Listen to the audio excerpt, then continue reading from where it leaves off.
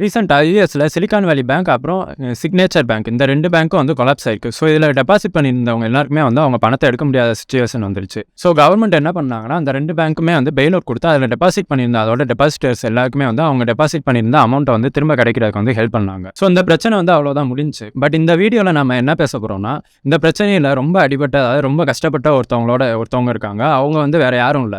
உங்கள மாரி என்னைய மாரி ஷேர் மார்க்கெட்ல இருக்கவங்க வந்து இந்த பிரச்சனையில ரொம்ப அடிபட்டவங்க இருக்காங்க. இப்போ இந்த சிலிகான் வேலி பேங்க் கொலாப்ஸ்னால நம்மள மாரி உள்ள ஷேர் ஹோல்டர்ஸ் வந்து எப்படிலாம் பாதிக்கப்பட்டிருக்காங்க அப்படின்றத பத்தி இந்த வீடியோல டீடைலா பார்க்கலாம். உங்களுக்கு ஷேர் மார்க்கெட்ல அப்புறம் குளோபலா எக்கனாமில நடக்கிற முக்கியமான விஷயங்களை பத்தின அப்டேட் வந்து உடனே வேணும்னா எங்களோட வாட்ஸ்அப் குரூப் வந்து இருக்கு. அதில் கண்டிப்பா ஜாயின் பண்ணிக்கோங்க. அதோட லிங்க் வந்து டிஸ்கிரிப்ஷன்ல இருக்கு.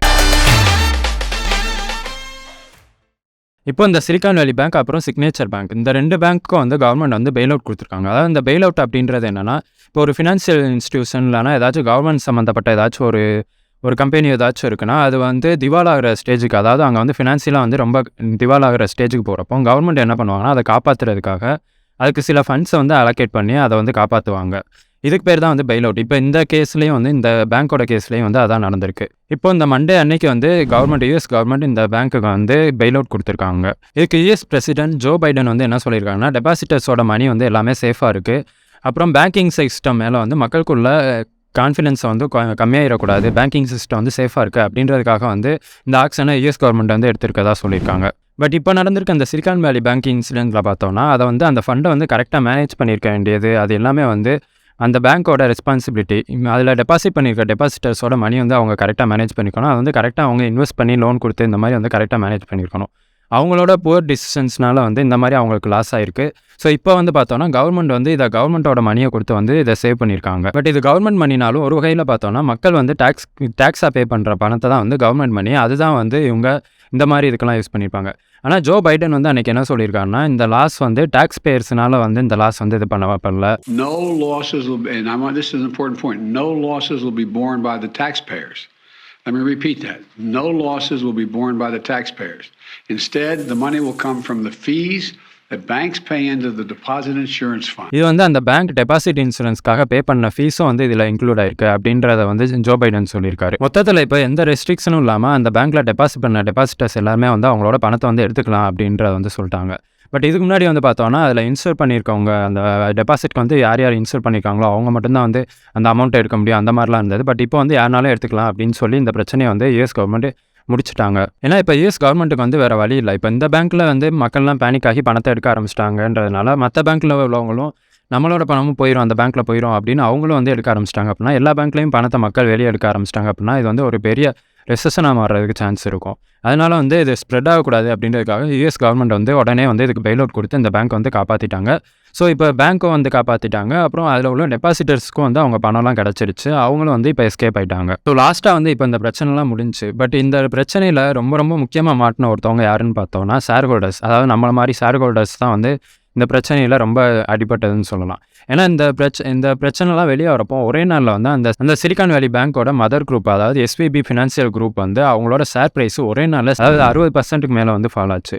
ஸோ ஒரே நாளில் வந்து இவ்வளோ பெரிய ஃபால் வந்து ஷேர் ஹோல்டர்ஸ் யாருமே வந்து அதில் இன்வெஸ்ட் பண்ணவங்க எதிர்பார்த்துருக்க மாட்டாங்க. இது மட்டும் இல்லாமல் இப்போ ரீசெண்டாக வந்த நியூஸ் என்னன்னா, இந்த சிலிகான் வேலி பேங்க்கோட சிஇஓ அண்ட் சிஎஃப்ஓ இவங்க 2 பேருமே வந்து இந்த மாதிரி இங்கே வந்து ஒரு பிரச்சனை நடக்க போகுது அப்படின்னு சொல்லி அந்த பேங்க்கில் உள்ள அவங்களோட ஷேர்ஸ், அதாவது இன்சைடு ட்ரேடிங் வந்து அங்கே நடந்திருக்கு, அவங்களோட ஷேர்ஸ் வந்து அவங்க சீக்கிரமாகவே வந்து சேல் பண்ணியிருக்காங்க.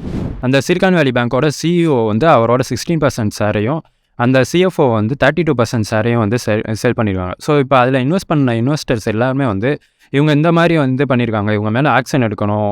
அது மட்டும் இல்லாமல் இவங்களோட மேனேஜ்மெண்ட்டும் சரியில்லை, இவங்களோட புவர் டிசிஷன்ஸ்னால தான் வந்து இந்த பேங்க் வந்து இப்படி கொலாப்ஸ் ஆச்சு, இவங்க மேலே நிறைய ஆக்ஷன் எடுக்கணும் அப்படின்னு இப்போ சொல்லிட்டு இருக்காங்க. இப்போ இந்த வீடியோ எடுத்துகிட்டு இருக்கப்போ பார்த்தோன்னா, இந்த எஸ்விபி ஃபினான்ஷியல் குரூப்போட ஷேர் வேல்யூ வந்து பார்த்தோன்னா கிட்டத்தட்ட இந்த பிரச்சனை ஆரம்பித்து ஒரு 1 வீக்கில் வந்து 66% வந்து இந்த ஷேர் ப்ரைஸ் வந்து ஃபால் ஆயிருக்கு. ஸோ இதுலேருந்து நம்ம கற்றுக்க வேண்டிய பாடம் ஒன்று என்னன்னு பார்த்தோம்னா, நம்ம வந்து இப்போ ஒரு இடத்துல இன்வெஸ்ட் பண்ண போகிறோம், அது பேங்க்னாலும் சரி இல்லை வேறு எந்த ஒரு கம்பெனினாலும் சரி, அங்கே இன்வெஸ்ட் பண்ண போகிறோம் அப்படின்னா அந்த ஸ்டாக்கோட ஃபண்டமெண்டலை பற்றி நல்லா பார்க்கணும். அவங்களோட பிஸ்னஸ் எப்படி இருக்குது, இப்போ பேங்க்னு எடுத்துக்கிட்டோம்னா, ஏன்னா இப்போ இந்த வீடியோவில் வந்து நம்ம ஃபுல்லாக பேங்க்கை பற்றி தான் பேசிகிட்டு இருக்கோம். இப்போ பேங்க்னா அவங்க வந்து எங்கெங்கே வந்து அவங்களோட டெபாசிட் ஆன அந்த அமௌண்ட்டெல்லாம் வந்து எங்கெங்கே இன்வெஸ்ட் பண்ணியிருக்காங்க, எப்படி லோன் கொடுத்துருக்காங்க, இது எல்லாமே வந்து அந்த பேங்க்கோட பேலன்ஸ் ஷீட்டில் இருக்கும்.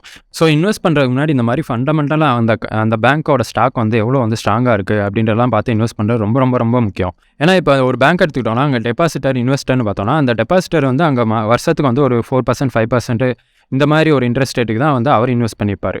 நம்ம இன்வெஸ்டர்ஸும் வந்து இந்த மாதிரி ஒரு நல்ல ஒரு ரிட்டர்ன் கிடைக்கணும் அப்படின்னு இன்வெஸ்ட் பண்ணியிருப்போம். இப்போ இந்த மாதிரி பேங்க் வந்து கொலாப்ஸ் ஆகிறப்போ அந்த டெபாசிட்டருக்கு வந்து பிரச்சனை இல்லை, அங்கே வந்து அவரோட பணம் வந்து திரும்ப கிடச்சிருச்சு. பட் நம்ம வந்து ஃபண்டமெண்டலாக அதெல்லாம் கவனிக்காமல் நம்ம வந்து தப்பாக இன்வெஸ்ட் பண்ணதுனால நம்மளுக்கு வந்து இவ்வளோ பெரிய லாஸ் ஆகிருக்கு. இப்போ இந்த விஷயத்தை ஏன் இவ்வளோ அனலைஸ் பண்ணி பார்க்குறோன்னா, இப்போ இதே விஷயம் வந்து யூஎஸ் பேங்க்கு மட்டும் நடக்குது அப்படின்னு கிடையாது. இது வந்து எப்போனாலும் இந்தியாவில் உள்ள பேங்க்ஸ்க்கும் வந்து இந்த மாதிரி பிரச்சனை நடக்கிறதுக்கு சான்ஸ் இருக்குது.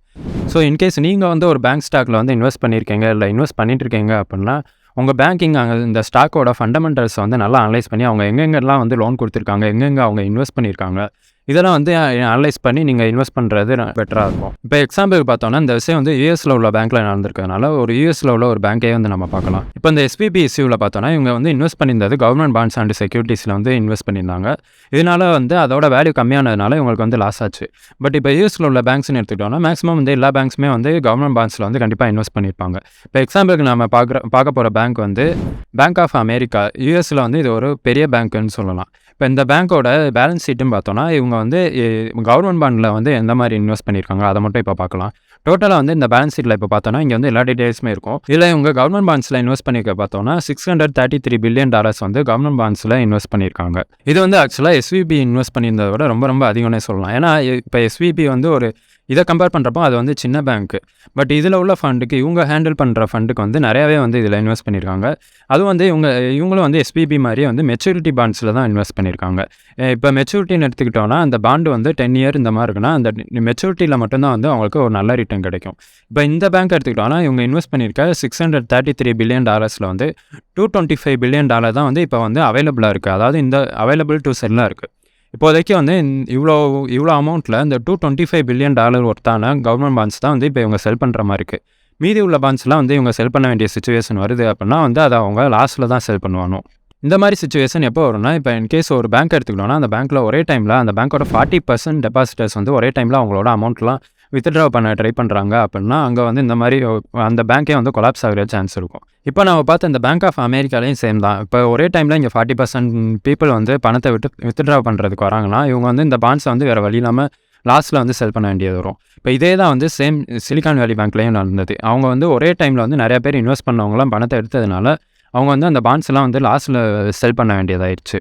ஸோ இப்போ கூட யூஎஸில் உள்ள பேங்க்ஸோட பேலன்ஸ் ஷீட்லலாம் வந்து பிரச்சனை இருக்குது அப்படின்ற ஒரு நியூஸ் வருதுன்னா அந்த பேங்க்ஸ் எல்லாமே வந்து கொலாப்ஸ் ஆகிற சான்ஸ் இருக்குது. இது வந்து 2008 நடந்த மாதிரி ஒரு குளோபல் ரிசெஷனுக்கு வந்து கொண்டு போகிற சான்ஸ் இருக்குது.